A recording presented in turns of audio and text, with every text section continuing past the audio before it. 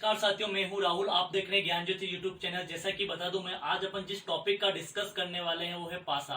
पासे के बारे में थोड़ा सा डिस्कशन करेंगे। क्या होता है पासा?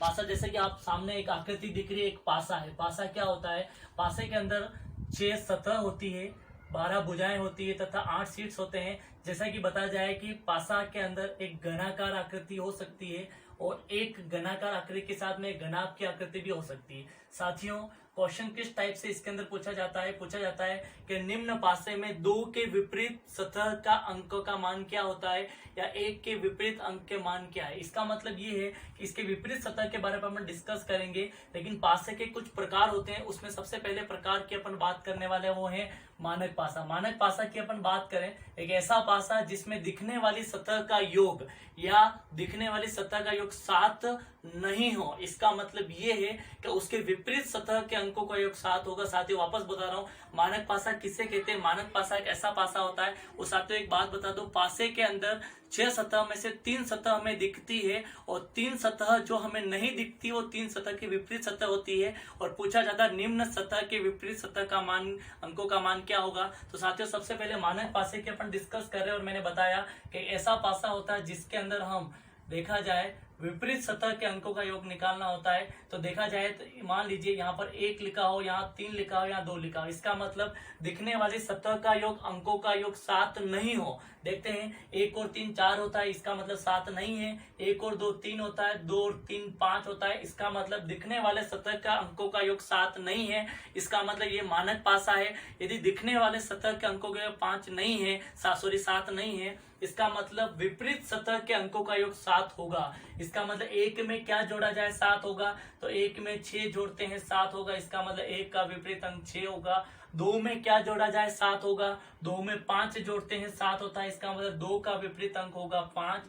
3 में क्या जोड़ा जाए? 7 होगा। इसका मतलब 3 में 4 जोड़ते हैं, इसका मतलब 7 होगा। साथियों, मैं बता दूं, मानक पासे में फिक्स टर्म एंड कंडीशन होती है, दिखने वाली सतह के अंकों का योग 7 नहीं हो। इसका मतलब ये कहना चाह रहा है विपरीत सतह के अंकों का 7 होगा। जैसा कि एक और एग्जांपल हम लेते हैं। माना कि ये पासा है और दिया गया है कि निम्न आकृति में, यहाँ 4 दे दे, यहाँ 6 दे दे, यहाँ 5 दे दे, निम्न आकृति में 4 का विपरीत अंक क्या होगा। तो देखिए साथियों, पहले देखते हैं ये मानक पासा है या कौन सा पासा है। तो 4 और 6 10 होते हैं, 4 और 5 9 होते हैं, 6 और 5 11 होते हैं। इसका मतलब ये है इनके दिखने वाले सतह के अंकों का योग 7 नहीं है। इसका मतलब 4 का विपरीत अंक 3 होगा, क्योंकि इसके दिखने वाली सतह के अंकों का योग 7 नहीं है। तो इसका मतलब ये है विपरीत अंकों का योग 7 होगा। तो 4 में क्या जोड़े? 7 होगा। 4 में 3 जोड़ते हैं, 7 होता है। इसका मतलब 4 का विपरीत अंक 3 होगा। 5 में क्या जोड़े? 7 होगा। 5 में 2 जोड़ते हैं,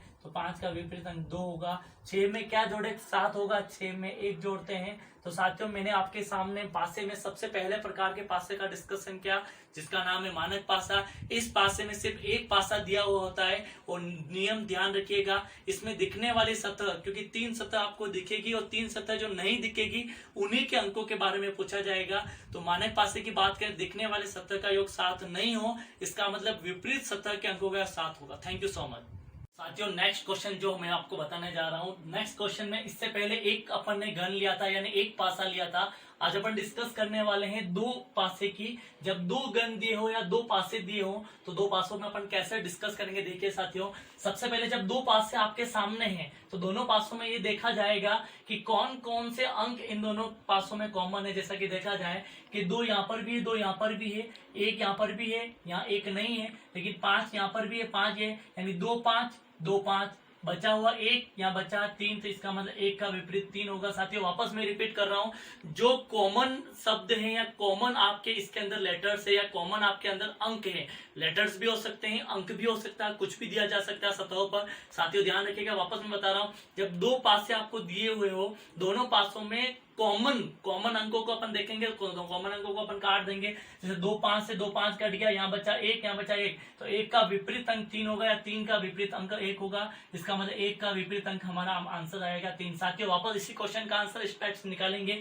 दोनों पासों का हम कंपेरिजन कर रहे हैं। साथियों, यहाँ पर 4 है, 2 है, 3 है, या 5 है, 4 है, 2 है। इसका मतलब 4 2 कॉमन। वापस बता रहा हूँ साथियों, 4 2 कॉमन, बचा 3, यहाँ बचा 3, इसका मतलब 3 का विपरीत अंक 5। वापस साथियों बता रहा हूं, जब दो पासे आपको दिए हुए हो तो दो अंक कॉमन हो दोनों पासों में, दोनों को आपस में काट दो, जो बची हुई अंकों की संख्या होगी वो आपस में विपरीत फलकों की संख्या होगी। जैसे यहाँ पर 3 बचा, यहाँ पर 5 बचा, तो 3 का विपरीत 5 होगा। साथियों ये क्वेश्चन था जिसके अंदर दो पासे दिए गए हैं और दो कॉमन अंक थे। लेकिन साथियों यदि दो पासे दिए हुए हो और एक अंक कॉमन हो, साथियों नेक्स्ट क्वेश्चन देख रहे हैं हम, दो पासे आपके सामने यहाँ पर हैं और दोनों में सिर्फ एक अंक ऐसा है जो कॉमन है। साथियों इसका नियम भी आप सुन लीजिएगा, जब दो पासों में एक अंक कॉमन है इसका मतलब एक अंक ऐसा होगा जो दोनों पासों में नहीं होगा, जो कॉमन अंक होगा वही जो लुप्त संख्या है उसका विपरीत होगा। साथियों वापस मैं बता रहा हूं, जब दो पासे दिए हुए हो